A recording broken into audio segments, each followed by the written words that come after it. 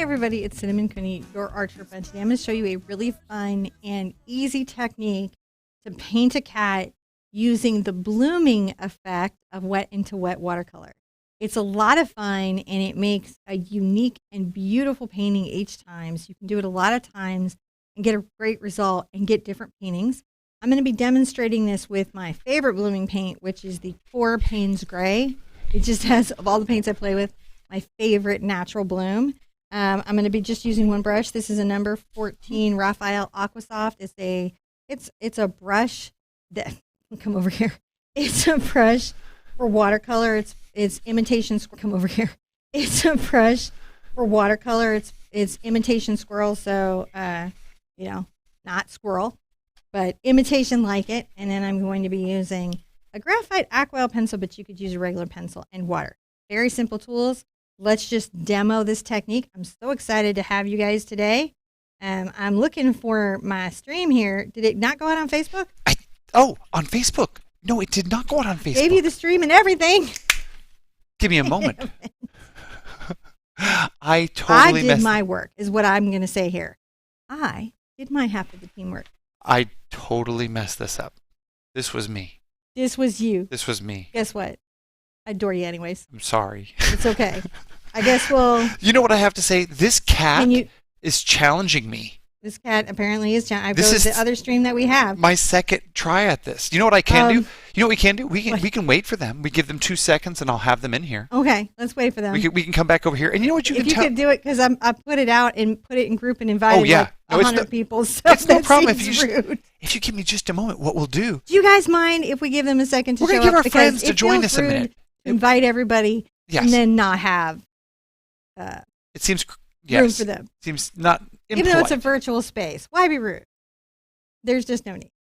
Oh my goodness. I see Jennifer Bowman and Carol T and Heather C. So depending on where you're at, you might enjoy YouTube or Facebook as a platform to view videos. Really has to do with your connection, your service provider, which is why we offer on both. And then we always make sure that these are available on the website. You can watch the replay later. Everything is good. There is a traceable to this on the website. So if you go to the artsherpa.com and go to the traceables tab, you will see the traceable for this. You can download it and use it. This is just if you're not ready to draw or feel like drawing is your favorite and it might not be your favorite, and that's okay. Okay. Mm-hmm. Not everybody has to love drawing. Are we there yet? Almost. We're there. I'm waiting for the page to load. We're waiting. Oh, there it is. I see the page. Waiting for the page to load. Whoop, whoop, whoop, whoop. Waiting for the page to load. That's my waiting for the page to load song. You know what it is that I'm pushing my button. There, I found I pushed his button. No, well, yes, you do, but in the lovely way. In the good way. Mm-hmm. Yeah, not in the bad. Sometimes in the bad way. Marriage is long. Marriage is long. And I'm a pretty good art teacher, but, I'm a regular person all the rest of the way around. So, yeah. There it goes.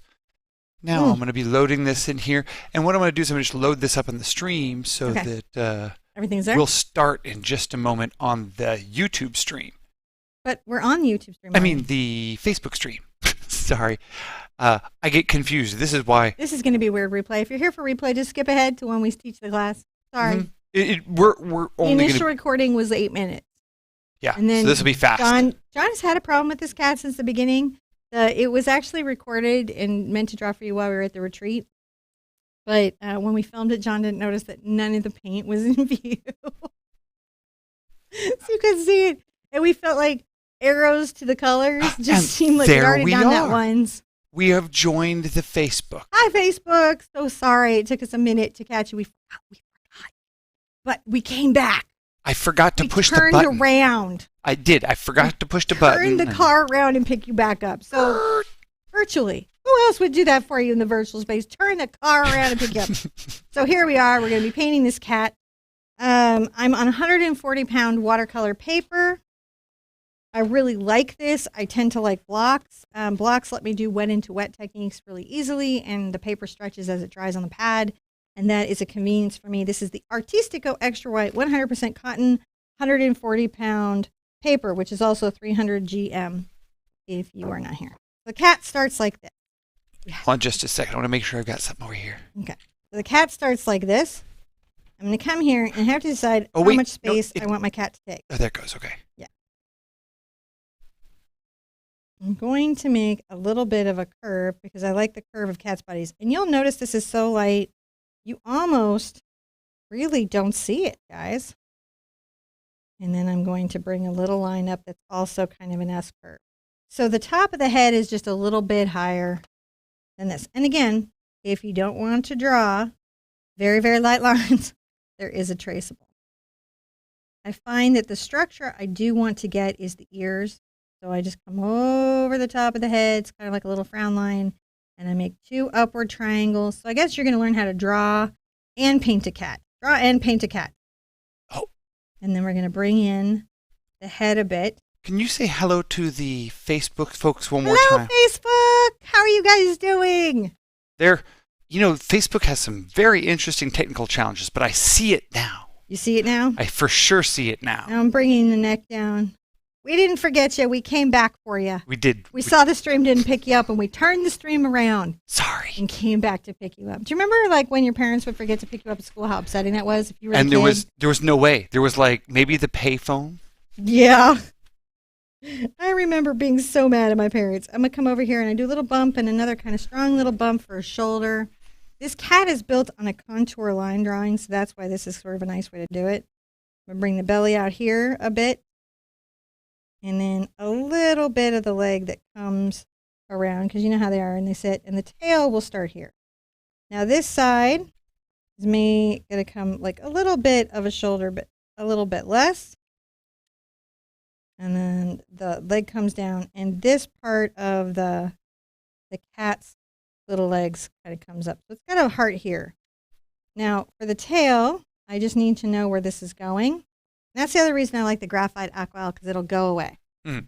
Okay, so we have just the wet brush, and I will begin by showing you at the top of the head. Okay, hold on, let me get this. This is the important part for me to pay attention to. This is the important part for you to pick up. Hold on. I don't even really need to see that. So what we're going to do is I get my brush pretty loaded. You can see it's not dripping on the paper. And I'm going to brush inside. This is good for any age, right? If you're going to be doing it with kids, though, give them paper that works. It's not fair to give them copy paper because this technique does not work on copy paper. You do need watercolor paper sometimes. All right, and then come here, and it's wet. It's wet enough that you can see that it's damp, right? It's definitively damp. There aren't dry spots. The fish are not swimming in it. It's not a pond. You haven't made a lake. And I like to bring the water down a little bit further than I'm even painting, because that helps create the blend that's going to happen. Now let's come up to, this is tube watercolor paint. You could do pan, like the kind you think of with Crayola. I've got the tube here because it loads up real heavy. As you can see, it's very nice. And you're going to come to the outside of the ear. Look at that go.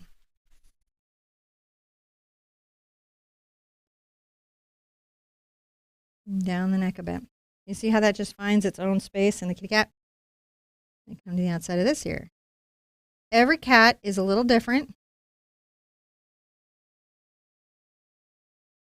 Every time it blooms a little differently. I'll come along this edge. Maybe I'll put a little spot there, but I won't go much more in. I'm going to allow that. Maybe I'll clean up the tip of the ear because you do want nice ears. See how we're doing? There we go. Nice clean ears. But this, you want to just allow to happen. I'm going to rinse out my brush fairly well. I'll check it on the paper towel and just make sure it's free of pigment. And then I'm going to come down and continue to wet. Now, the paint that's already there will follow the water because watercolor follows water. The paint goes where the water is. Right? But this is how I keep my edges from being sharp and the blends not to seem like it was all done in a single brush stroke. With a good brush, I probably could do this in a single brush stroke. I have done a one stroke cat a few times. It's harder than you'd think, but I have done it. I'm going to come here. The heaviest load is going to be on the left-hand side. See how I flick the brush out and the bloom just moves from left to right. I know that the bloom is going to go to the left and kind of where it's going to head because I understand how the water is going to pull it into the cat's body. Come along this side. Oh, let me get up here. And then I'm going to come down a little bit here. I tap maybe a little bit, gives it like maybe these are like little markings, right? Still blooming, but a bit softer, a bit more chill. Really pretty cat this time. You can do this in colors. You could do rows of these. If you allow them to dry, you can line them up. It's really incredible. And it just works. Once you get it down, it just works, and then it will just constantly make you cute kitties. I'm going to fix a little bit of a head here. I feel like this little head isn't even. I'm just going to make sure his little head looks nice. You see, you can go back and fix things if you want to pick up a line. Now the tail, let's start by making sure that we have a good amount of water that's going to come out here. And this will help this bloom into the tail. And how I work out the tail is I'm going to come to the tip here and I'm going to tap out my brush. I give kind of a rough and fluffy little water paint. I have to visualize the tail in my head. That is the trick. You could, if you really struggle with that, give yourself some, rough lines. But basically, if you know that the tip of the tail is more narrow than the base of the tail, right? And I want to make sure that the water is going out fairly thick on both sides. This water, however, will not touch the cat. The line I have to pay attention to, and this whole painting is about the bit I'm about to do, in my mind. It may be different for you, but in my mind, it all comes down to this. I'm going to load up with a large amount of the Payne's gray watercolor. See, it's pretty heavy on my brush. Where are you going to go at? I'm going to come here from the bottom.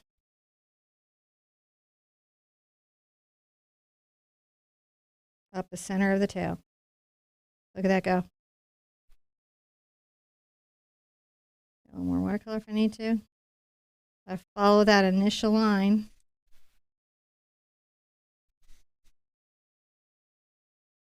Up the center. Isn't it beautiful? Mm-hmm.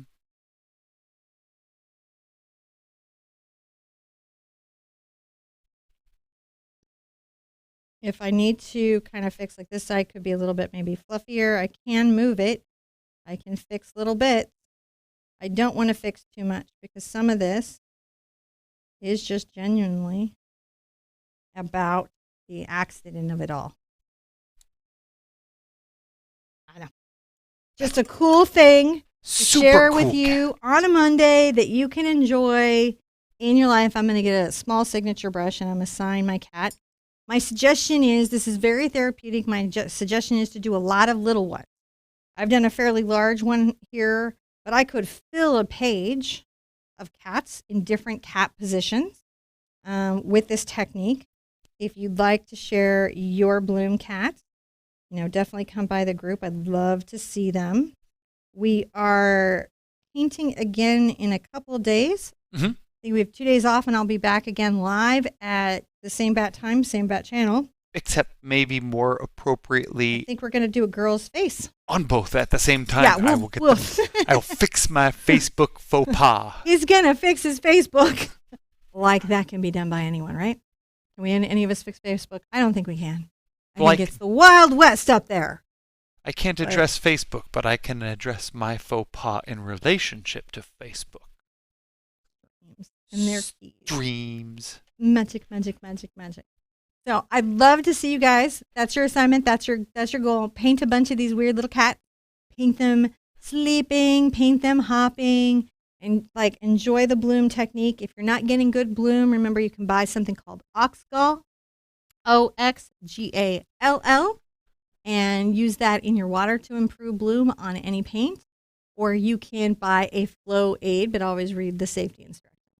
As you can see, the bloom on this is really spectacular, and it's a neat technique that works, in so many ways. It does hair, so many cute things you can do with this. Squirrels. You want to do a cat, do squirrel. I'm giving you ideas. You don't need them. You have imaginations. Be good to yourselves. Be good to each other. And I want to see you at an easel or a watercolor pad real soon. Bye-bye.